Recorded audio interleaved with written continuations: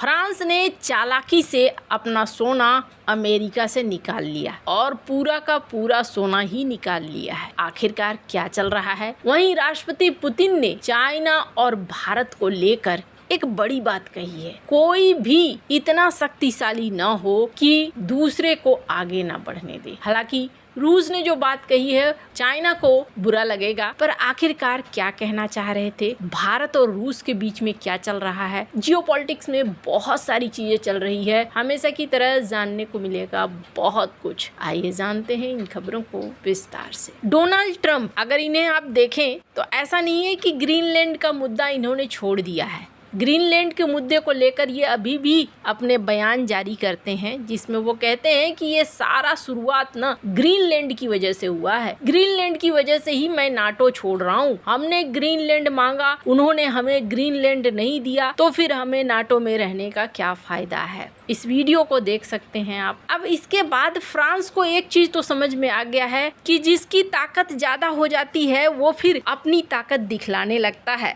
France ने भी अपनी नीतियों को बदलना शुरू कर दिया। फ्रांस की सेंट्रल बैंक ने अमेरिका यानी कि न्यूयॉर्क के फेडरल रिजर्व में रखा अपना आखिरी सोना भी निकाल लिया है। कुल 129 टन सोना फ्रांस के कुल सोने के भंडार का लगभग 5% था। फ्रांस ने इसे सीधे ट्रक से नहीं निकाला है, बल्कि बड़े चालाक तरीके से निकाला। अमेरिका में रखे पुराने और कम स्टैंडर्ड वाले सोने के सलाखों को बड़ी कीमत पर बेच दिया। अभी सोने का दाम बहुत तेजी से बढ़ा था, तो उसमें इन्होंने बेच दिया। उसके पैसे से यूरोप में नया आधुनिक स्टैंडर्ड वाला सोना खरीद लिया। अब फ्रांस का सारा सोना करीब 2437 टन पेरिस में सुरक्षित रखा गया है। सोने की कीमतें रिकॉर्ड ऊंचाई पर थी, इसलिए इस सौदे से फ्रांस को 12.8 अरब यूरो का फायदा भी हो गया। और इसके बाद ये भी देखने को मिल रहा है कि अब पूरा सोना इनके पास रह गया। मतलब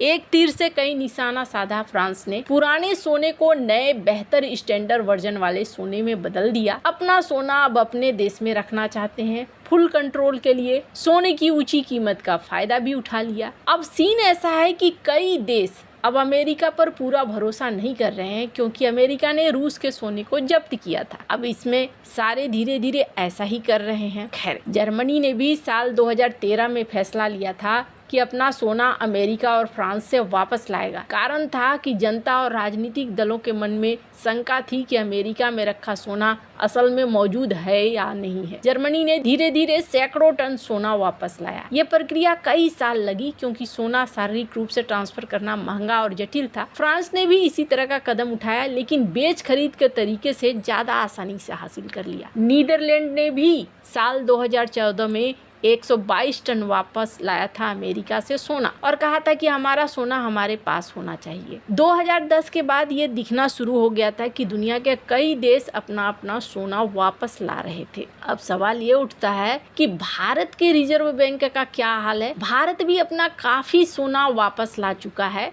भारतीय रिजर्व बैंक के कुल 880 टन सोने में से 575 टन भारत में सुरक्षित रखा हुआ है। 290 टन अभी भी विदेश में है, मुख्य रूप से बैंक ऑफ इंग्लैंड लंदन में और BIS स्विट्जरलैंड में। कुछ छोटी मात्रा गोल्ड डिपॉजिट के रूप में है। पिछले 3 से 4 सालों में 274 से 280 टन सोना विदेश से वापस लाया। क्यों ला रहा है भारत अपना सोना? रूस के सोने को पश्चिमी देशों ने जिस तरीके से जब्त किया है, वैसे में भारत भी यही वजह है कि अपने सोने को ला रहा है। और अब दुनिया बहुत तेजी से बदल रही है। ये जो बदलाव हो रहा है ना, ये दिखा रहा है कि दुनिया बहुत तेजी से बदल रही है। अब अमेरिका अकेले को सुपर पावर नहीं रह जाएगा, और इसी चीज को पुतिन ने बहुत बढ़िया तरीके से बोला है। इस वीडियो को सुनिए।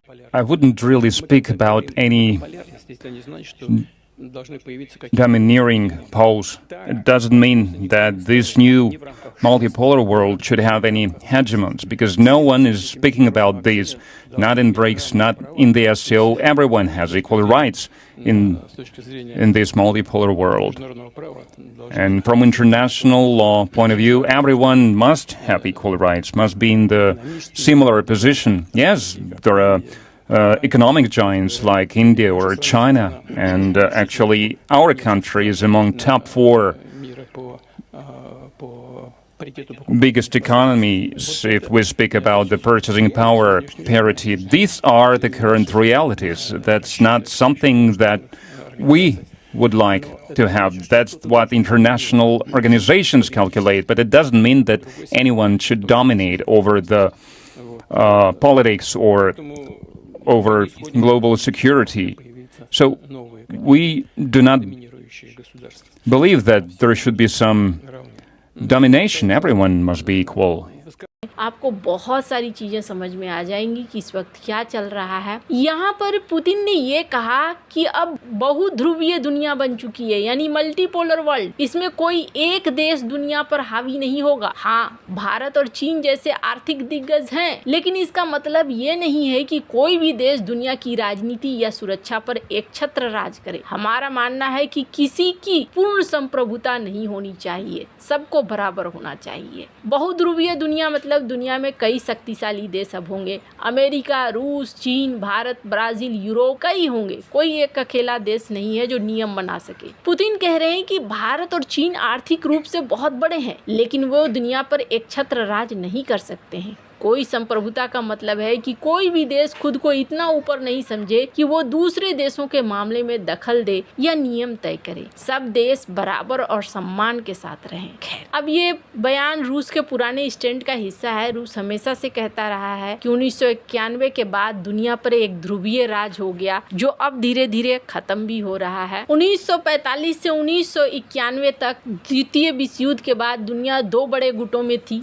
अमेरिका एक तरफ, दूसरी तरफ सोवियत संघ। लेकिन उसके बाद सोवियत संघ के टूटने के बाद अमेरिका इकलौता सुपर पावर बन गया और आज चीन, भारत, ब्रिक्स का उदय हो रहा है, जिससे अमेरिका अकेले को शक्ति नहीं रह गया है। भारत और रूस की अगर बात करें तो दोनों के बीच में समन्वय किस तेजी से बढ़ा है उसको ऐसे देखिए। रूस चाहता भी है कि भारत की शक्ति बनी रहे, इसलिए रूस इस समय भारत की मदद भी कर रहा है। रूस ने भारत को तेल सप्लाई के लिए कहा है कि आप टेंशन मत लो, हम आपको देंगे तेल। रूस साउथ एशिया में लगातार अपने व्यापार बढ़ा रहा है, रणनीतिक इंगेजमेंट बढ़ा रहा है, तेल बढ़ा रहा है। वहीं भारत और रूस के बीच में सुखोई 57 फाइटर जेट के डील को लेकर भी कथित तौर पर बात चल रही है, जिसमें ये कहा जा रहा है कि भारत के पास 50% कैपेसिटी है कि रूस के सुखोई 57 का घर में ही प्रोडक्शन कर सकें। खैर, इसके अलावा सबसे बड़ी चीज, अब जिस तरीके से भारत को गैस सप्लाई हो रहा है, भारत अपने फर्टिलाइजर प्लांट के 90% डिमांड को पूरा कर पा रहा है। यानी भारत अब अपने औद्योगिक क्षेत्रों को भी बनाए रखने में सक्षम है। वैसे भारत और रूस की साझेदारी बहुत खास है, क्योंकि अगर आप देखें भी